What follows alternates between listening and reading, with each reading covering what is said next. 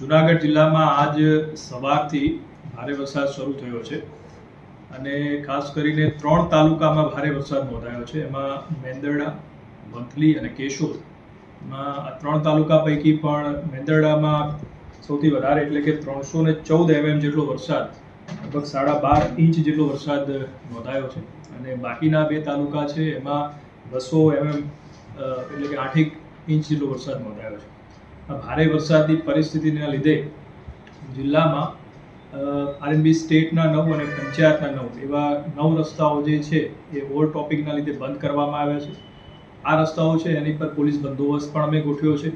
સાથે સાથે એસટી વિભાગને પણ સૂચના છે કે આવા કોઈ પણ જે રસ્તા હોય ઓવરટોપિંગ ત્યાંથી વાહન વ્યવહાર કરવો નહીં અને એમને પણ પોતાના 6 જેટલા રૂટ છે એ બંધ કર્યા છે.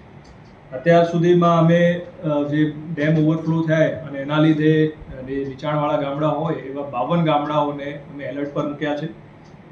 જે વધારે અસરગ્રસ્ત વિસ્તારો છે ત્યાં તમામ શાળા, કોલેજ અને આંગણવાડીઓ છે એને બંધ રાખવાની પણ સૂચના આપવામાં આવી છે. માણાવદર જે વિસ્તાર છે એમાં વીજળી પડવાથી એક વ્યક્તિનું મૃત્યુ અત્યાર સુધીમાં રિપોર્ટેડ થયું છે. ઉપરાંત મેંદરડા, માણાવદર, વંથલી, કેશોદ આ અલગ અલગ જગ્યાઓથી જ્યાં પણ નીચાણવાળા વિસ્તાર છે ત્યાં પાણી ભરાવાની સ્થિતિ પેદા થઈ છે ત્યાંથી લોકોને શિફ્ટિંગની પણ અત્યારે જે છે કાર્યવાહી શરૂ છે.